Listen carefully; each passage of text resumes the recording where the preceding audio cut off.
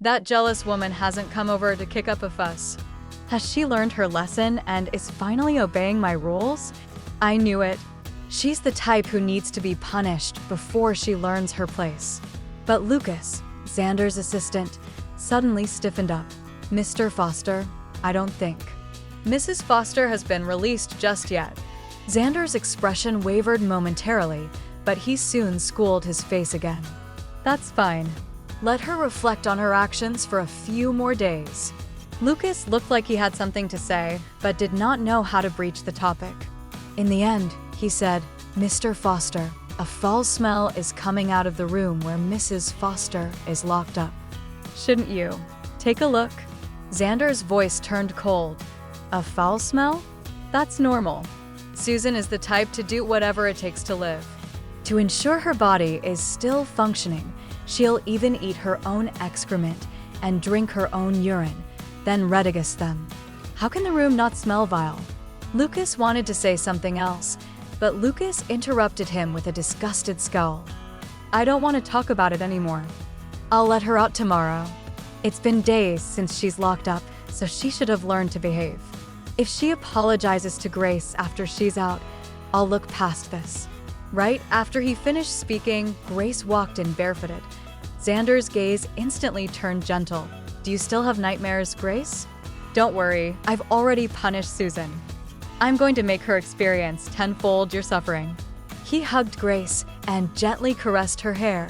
You're so nice to me, Xander. Grace buried her head in his arms and pouted. Susan must have learned her lesson by now. I just want her to apologize to me. I never wanted her to be punished. She won't blame me for it, will she? As I watched them flirt with each other, I laughed, but my laughter did not alert anyone. After all, I was dead. The final moment of suffocation and despair. My soul came out of the cramped and scary luggage bag. I could see that the surface of the luggage bag was already soaked through with blood. I could even see a lock over the closet containing the closet, as if it wanted to trap the person inside forever. Even after I became a ghost, I was so terrified by the suffocating sight that I shut my eyes. Meanwhile, Xander was still cooing at Grace to comfort her. Did you have another nightmare? Don't worry. I'll stay by your side forever. He caressed Grace's face gently. I'm sorry you had to go through that, Grace. Did you know that Susan even ate her excrement and drank her urine just to survive? She treasures her life so much, but would hurt you. I have to make her pay. I was so stunned when I heard this that I could not even cry. Xander was right. I did want to live. The luggage box was small. In order to stuff me inside, Xander broke my hands. I endured the pain to escape. When I discovered that it was useless, I did my best to conserve my stamina to pass the time. But before he stuffed me inside, he forgot that I was pregnant. Being bent over for a prolonged period of time meant that I was putting pressure on my stomach. I was in great pain and I lost control over my emotions, but I could do nothing about it. During my last moments alive, I felt a great urge to live. I screamed, struggled, and used my toenails to try to dig open the zipper so that I could live. But all he did was say cruelly, "You're finally scared?" Grace would have felt even more helpless. Suffer inside and learn to behave. I could only shoulder all the crimes that I did not commit so that he would spare me. Then, as blood flowed down between my legs, I lost my strength. I end my days, I heard him say. She's too noisy and still doesn't understand my rules. Lock her up and let her reflect upon her actions in silence. I pleaded to be let out with a hoarse voice, but it did nothing. All I could do was hear the lock being placed over the closet. Then I heard nothing else. Let Susan go. Ask her to clean up before apologizing to Grace. I don't want her to smell of urine and excrement. It'll just disgust Grace. Xander said coolly as Lucas awkwardly grunted. Xander, once Susan is out, you should comfort her. Don't be mad at her anymore. No matter what, you're a couple. You shouldn't get into such a major argument. It's not nice. Impatience flared in Xander's eyes, but he massaged Grace's fingers gently. She wouldn't dare. Due to her misunderstanding, you were trapped in the elevator for half an hour. I can't imagine just how scared and helpless you were at that time. Grace, you're always so nice, and that's why Susan took advantage of you. Xander kept his anger in check. It was as if he was worried he would scare Grace. But when I heard those words, it sounded as if he was mocking and laughing at me. Last week, while Xander was having a meeting, Grace had come over to provoke me. Even if you're pregnant, it doesn't matter. Even if you give birth, your baby won't get Xander's love. You and your baby are both annoying. I could not be bothered arguing with her, so I just told her to leave. But her elevator malfunctioned when she was going down, and she was stuck between floors. When she was stuck there, she sent a long message to bid farewell to Xander. She told him that she might not get out anymore and was saying goodbye to him. I know that Susan doesn't like me.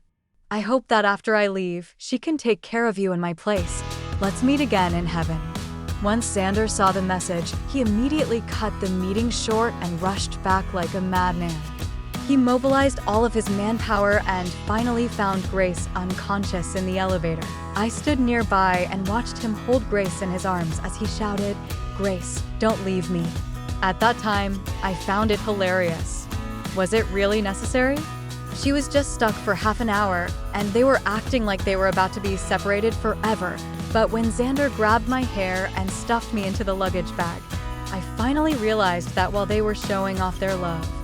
This incident spelled disaster for me. Do you know what you've done? Grace has claustrophobia, and you nearly killed her. Even if we manage to save her, she'll be traumatized for life. Susan, I'm going to make you understand that you have no right to do whatever you want just because you're my wife. If you don't apologize, you're not coming out. Even at present, his expression was still cold as he waited for me to apologize. Unfortunately for him, he would not get his wish granted. Mr. Foster, Mrs. Foster, is no longer showing any signs of life. Xander was stunned. I observed his reaction. I had thought that he would at least feel a little shaken by the news, but he just smiled nonchalantly. She's just acting. She's been causing trouble for so long. How can she die so easily? Contact a funeral parlor and tell them to burn her body. If she loves pretending so much, then we'll let her know the price of faking her death. Xander tapped at the table and said coolly, "Tell her that if she doesn't clean herself up within half an hour, I'll continue punishing her until she stops causing trouble." Lucas trembled and wanted to say something, but Xander snapped at him. "Why are you still standing there? Do you want to be punished too?" He grabbed Grace by the shoulder and gently said, "Grace, don't pity her later. You have to hold your ground and make her suffer a little more. I'm going to make her grovel while she apologizes. That's my punishment for her. Don't feel sorry for her." Grace looked as if her heart was going out for me. Xander, I could not even find it in my heart to hate them. But for some reason, my soul seemed bound here, and I could not leave. I could only watch as Xander cursed and laughed at me. I loved Xander for 10 years. I loved him for 3 years in high school, for years in university, and another 3 years after graduation, in which we started dating and got married soon after. I did not know that he always treated me as a blight. I followed him like an annoying shadow for 7 entire years while thinking that my sincere love for him would touch his heart. On the day he accepted my confession, I was so happy that I did not sleep a wink if I did not know that he married me, because the capital chain of his company had ruptured and he needed me to give him financial aid during the 2 years I was married to him. I supported his career wholeheartedly and did my best to take care of him as well as get into his good grades. He also changed bit by bit. He started waiting for me to come back, cooked breakfast for me, and massaged my belly when my stomach hurt. I nearly thought that I had won his love. I also knew that on the day that I got pregnant, I was so excited that I nearly squealed. But he was frigid when I revealed the news to him. "Did you say you're pregnant?" I did not hear the doubt in his voice, and just nodded naively. "Hey, but I have asthenosperm and can't possibly sire children." "You know exactly who the father is, don't you?" I tried many things to clumsily prove that Xander was the father.